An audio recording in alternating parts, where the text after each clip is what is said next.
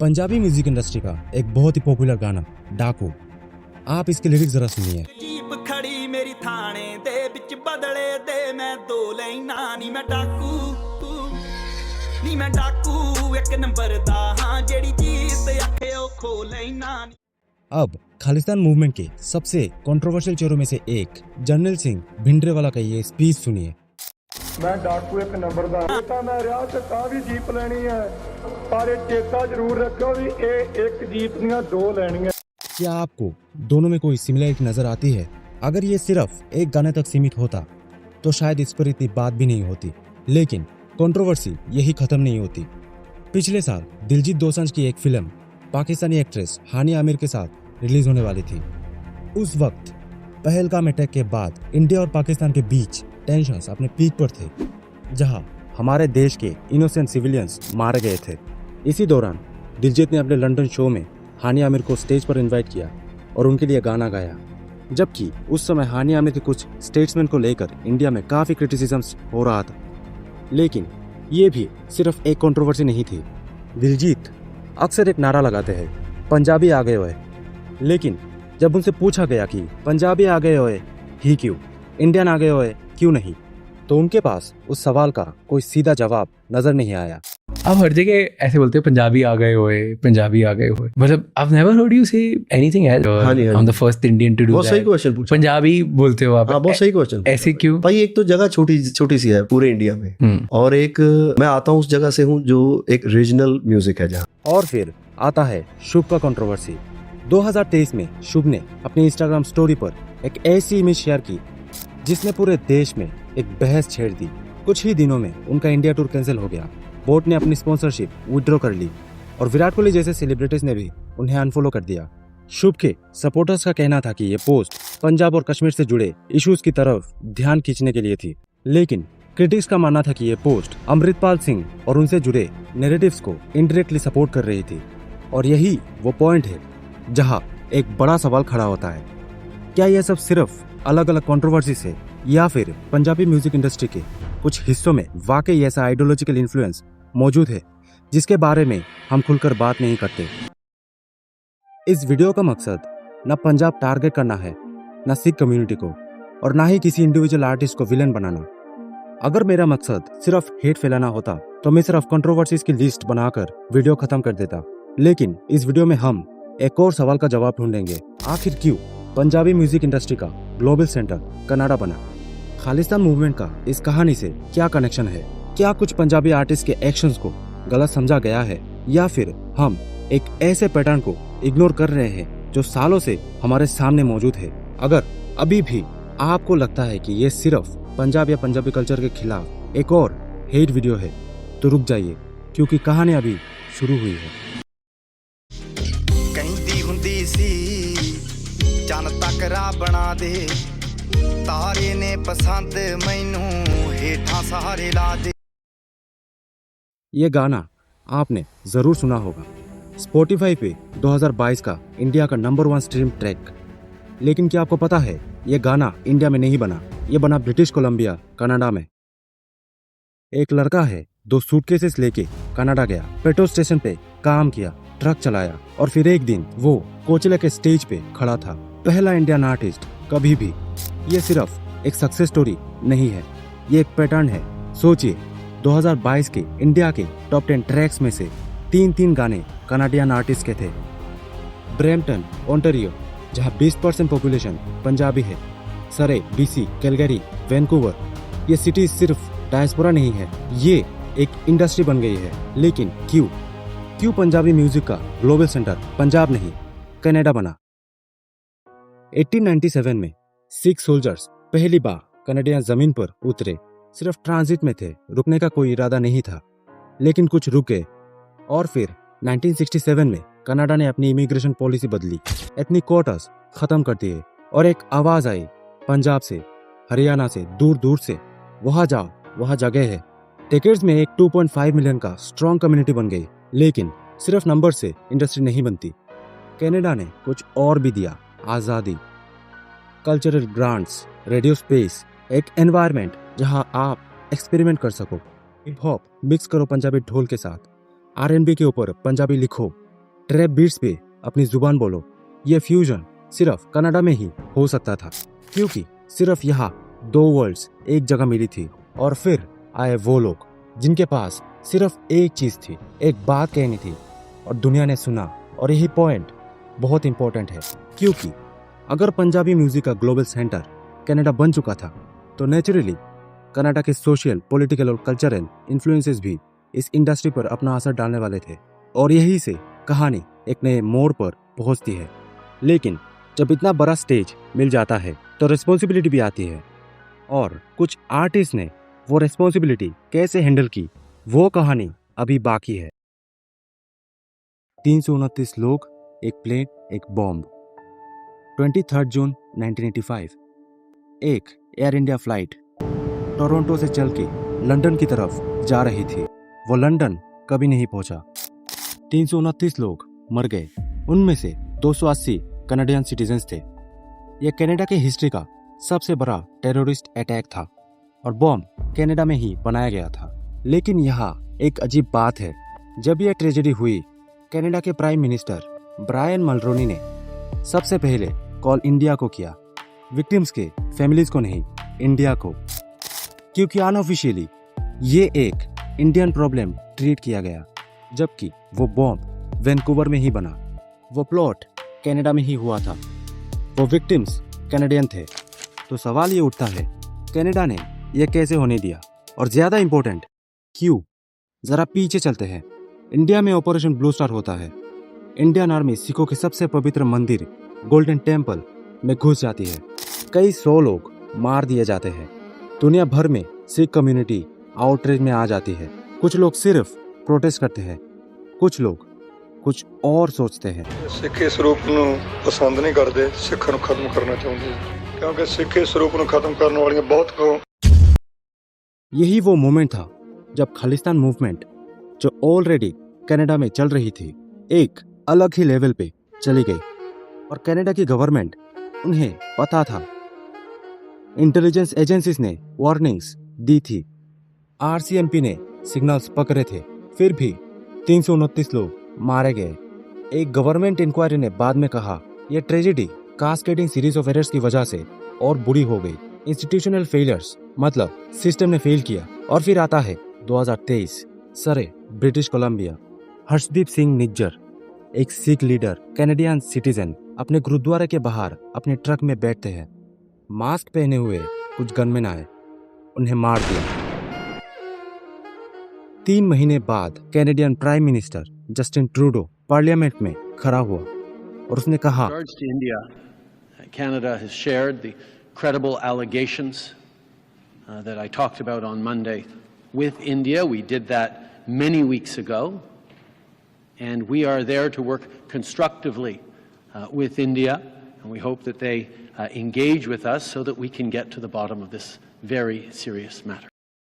India ने deny किया, diplomats expel हुए, दोनों देशों के रिश्ते टूट गए।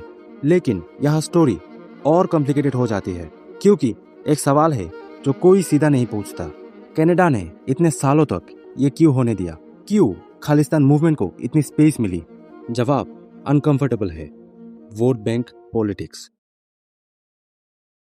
कनाडा में 2.5 मिलियन साउथ एशियन हेरिटेज के लोग हैं। ब्रैम्पटन, सरे, कैलगरी, ये सिर्फ सिटीज नहीं है, ये कॉन्स्टिट्यूएंसीज है। पॉलिटिकल साइंटिस्ट्स कहते हैं सिख कनाडियंस दूसरी डायस्पोरा कम्युनिटी से ज्यादा पॉलिटिकली एंगेज्ड है। कई कॉन्स्टिट्यूएंसीज में सिर्फ 50 या 75 डिसिप्लिन्ड सिख वोटर्स एक नॉमिनेशन का रुख बदल सकते हैं। और पॉलिटिकल पार्टीज, लिबरल हो, कंजर्वेटिव हो, एनडीपी हो, सब ने इस कम्युनिटी को कोट किया, कभी ओपनली, कभी छुप के। और इस प्रोसेस में रीजनेबल इंडियन कंसर्न्स को रिपीटेडली इग्नोर किया गया। तो पिक्चर क्या बनती है? 1985 एक बॉम्ब वैंकूवर में बना, 329 लोग मरे, सिस्टम ने फेल किया। 2023 एक कनाडियन सिटीजन अपने गुरुद्वारे के बाहर मार दिए गए। दोनों देशों के रिश्ते टूट गए और बीच में decades of diaspora politics, decades of looking the other way. ये सिर्फ खालिस्तान की कहानी नहीं है, ये उस चीज की कहानी है जब कोई गवर्नमेंट सिक्योरिटी से ज्यादा वोट्स को प्रायोरिटी देती है, और उस चॉइस का क्या कॉस्ट होता है। और इन सब के बीच एक म्यूजिक इंडस्ट्री थी जो ग्रो करती रही ग्लोबली, साइलेंटली, अपनी ही दुनिया में।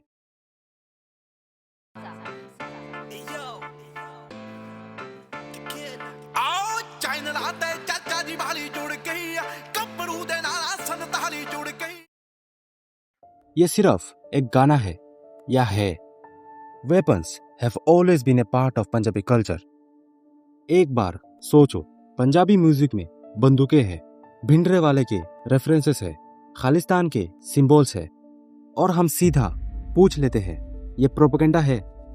लेकिन क्या हमने कभी पूछा ये आया कहाँ से? पंजाब की मिट्टी में वीर है, सूरमा है। वेपन्स सिर्फ वेपन्स नहीं है, यहाँ वो इज्जत की निशानी है।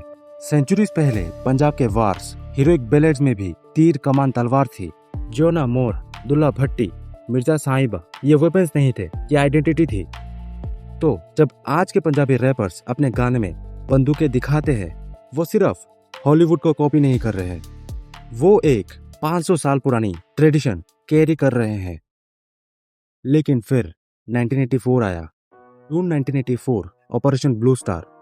इंडियन आर्मी ने सिखों के सबसे पवित्र मंदिर में घुस के मिलिट्री ऑपरेशन चलाया। कई 100 सिविलियंस मारे गए। और फिर अक्टूबर 1984, इंदिरा गांधी की असैसिनेशन। और उसके बाद दिल्ली में सिखों का मैसेकर। एक पूरी कम्युनिटी ट्रॉमा में चली गई, और वो ट्रॉमा कभी ठीक से एड्रेस नहीं हुआ। कोई ऑफिशियल अपोलॉजी नहीं, कोई क्लोजर नहीं, सिर्फ एक जनरेशन जिसने ये सब अपनी आंखों से देखा और फिर अपने बच्चों को बताया। और उनके बच्चों ने कनाडा में, यूके में, कनाडा के ब्रैम्पटन में अपने स्टूडियो में बैठ के वो दर्द गाना बना दिया। स्कॉलर्स इसको कहते हैं पोस्ट मेमोरी। वो जनरेशन जो खुद 1984 में नहीं थी, लेकिन उनके पेरेंट्स की आंखों में वो दर्द था। उनके घर की दीवारों पे वो साइलेंस थी, और म्यूजिक वो पहली जगह थी जहां वो दर्द बोलने की परमिशन मिली। लेकिन यहाँ एक लाइन है, ग्रीफ और ग्लोरिफिकेशन के बीच, मेमोरी और मैनिपुलेशन के बीच। शुभ, कनाडा के एक पंजाबी रैपर, अपनी इंस्टाग्राम के स्टोरी पे एक इमेज शेयर करता है, pray for Punjab. Map distorted है, जम्मू एंड कश्मीर नहीं है, नॉर्थ ईस्ट नहीं है। वो कहता है ये पंजाब में इंटरनेट ब्लैकआउट के खिलाफ एक प्रोटेस्ट था। क्रिटिक्स कहते हैं ये खालिस्तानी नैरेटिव था। बोट ने स्पॉन्सरशिप वापस ली, विराट कोहली ने अनफॉलो किया, पूरा इंडिया टूर कैंसिल हो गया। लेकिन रुको, क्या शुभ का कोई प्रीवियस हिस्ट्री था खालिस्तान प्रमोट करने का? नहीं। क्या ग्राफिक आर्टिस्ट ने यह खुद क्लैरिफाई किया कि यह मैप अनइंटेंशनल था? हाँ।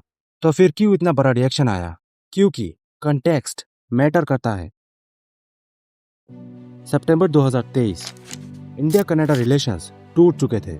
निज्जर का केस हेडलाइन पे था, और इस माहौल में एक कैनेडियन पंजाबी आर्टिस्ट का एक डिस्टॉर्टेड मैप सिर्फ एक पोस्ट नहीं रहा, वो एक सिंबल बन गया था। तो सवाल ये नहीं है कि पंजाबी म्यूजिक प्रो खालिस्तानी है या नहीं। सवाल ये है, कम्युनिटी जिसको दशकों से नहीं सुनी गई, क्या उनका दर्द किसी ने सुनने की कोशिश की? या हम सिर्फ मैप देखते हैं, लिरिक्स देखते हैं और जज करते हैं? पंजाब की हिस्ट्री में वेपन्स थे, 1984 का ट्रॉमा है, कनाडा की डायस्पोरा पॉलिटिक्स है, और बीच में एक म्यूजिक इंडस्ट्री जो दुनिया पे राज कर रही है। ये सब कनेक्टेड है। जब तक हम ये नहीं समझेंगे, हम सिर्फ कंट्रोवर्सीज देखते रहेंगे। पैटर्न कभी नजर नहीं आएगा।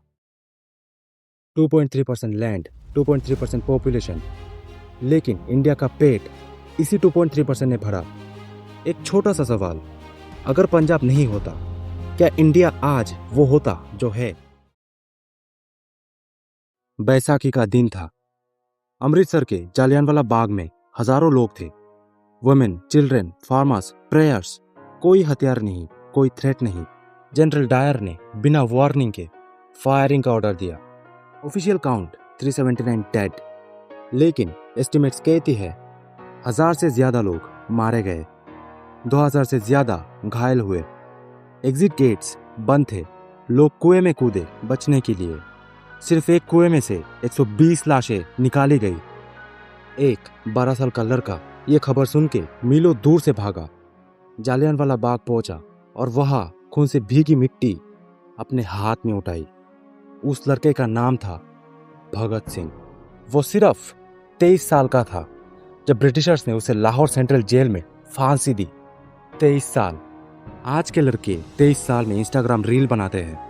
उसने अपनी जान दी, लेकिन भगत सिंह अकेले नहीं थे। पंजाब ने एग्रीरियन प्रोटेस्ट दिए, सिख अपराइजिंग्स दिए, नॉन वायलेंट अकाली स्ट्रगल्स दिए और रेडिकल रेवोल्यूशनरी मूवमेंट्स दिए। लाला लाजपत राय पंजाबी केसरी इंडियन नेशनल कांग्रेस के फाउंडिंग मेंबर्स में से एक थे। स्वदेशी movement, non cooperation movement, British goods का बॉयकॉट, गदर पार्टी 1983 में नॉर्थ अमेरिका में बनी। सोहन सिंह बखना, लाला हरदयाल, करतार सिंह सराभा, इन लोगों ने आर्म्ड रिवोल्ट ऑर्गेनाइज करने की कोशिश की अंग्रेजी हुकूमत के खिलाफ। अपनी जान पे खेल के पंजाब ने आज़ादी के लिए सबसे ज्यादा दिया और उसके बाद में सबसे बड़ा जख्म भी। 15 अगस्त 1947 पूरा देश जश्न में था। पंजाब जल रहा था। ब्रिटिश सिविल सर्वेंट जिसने कभी इंडिया देखा तक नहीं था, एक कमरे में बैठा और उसने एक लाइन खींची, रेड क्लिफ लाइन। 14 मिलियन लोग अपनी जमीन छोड़ के भागे, 2 मिलियन मार दिए गए। हिस्ट्री की सबसे बड़ी ह्यूमन माइग्रेशन पंजाब की मिट्टी पे हुए। पंजाब का 2/3 हिस्सा पाकिस्तान में चला गया। सिखों के सबसे पवित्र तीर्थ स्थल अब एक बॉर्डर की दूसरी तरफ थी।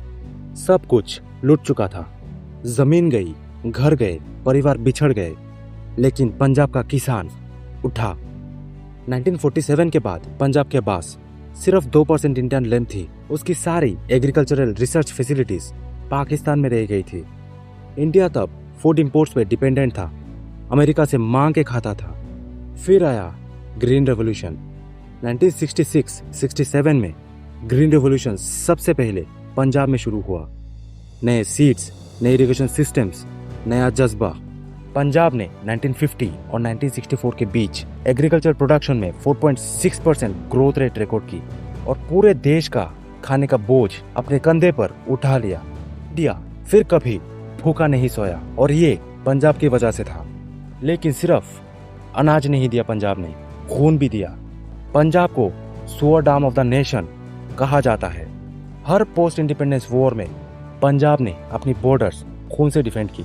सिख रेजिमेंट इंडियन आर्मी की सबसे ज्यादा डेकोरेटेड रेजिमेंट है। 10 विक्टोरिया क्रॉसेस, 2 परमवीर चक्रस, 14 महावीर चक्रस, 68 वीर चक्रस। कारगिल 1999। आज भी पंजाब इंडिया की सिर्फ 2.3% पॉपुलेशन है, लेकिन इंडियन आर्मी में पंजाब का कंट्रीब्यूशन 7.7% है। आज़ादी की नींव में पंजाब की हड्डियां थी। पार्टीशन में सिखों ने अपनी जमीन का 2/3 हिस्सा खोया। 2 मिलियन लोगों की जाने गई। आज़ादी की कीमत पंजाब ने चुकाई। पोस्ट इंडिपेंडेंस में पंजाब ने इंडिया को अन्न दिया, सैनिक दिए, किसान दिए और शायद इसीलिए कुछ लोगों के एक्शंस पूरे पंजाब की पहचान बना देना भी एक तरह का न्याय है।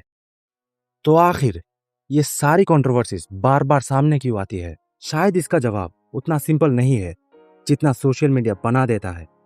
क्योंकि पंजाबी म्यूजिक इंडस्ट्री सिर्फ एक म्यूजिक इंडस्ट्री नहीं है। ये पंजाब की हिस्ट्री, ये पार्टीशन का दर्द, ये 1984 का ट्रॉमा है, ये कनाडा की डायस्पोरा पॉलिटिक्स है, ये आइडेंटिटी है, ये प्राइड है और कभी कभी ये कंट्रोवर्सीज भी है। इसीलिए जब हम किसी गाने में एक सिंबल देखते हैं या किसी आर्टिस्ट का एक स्टेटमेंट सुनते हैं तो हमें सिर्फ उस मोमेंट को देखना नहीं चाहिए, हमें उसके पीछे की कहानी भी समझनी चाहिए।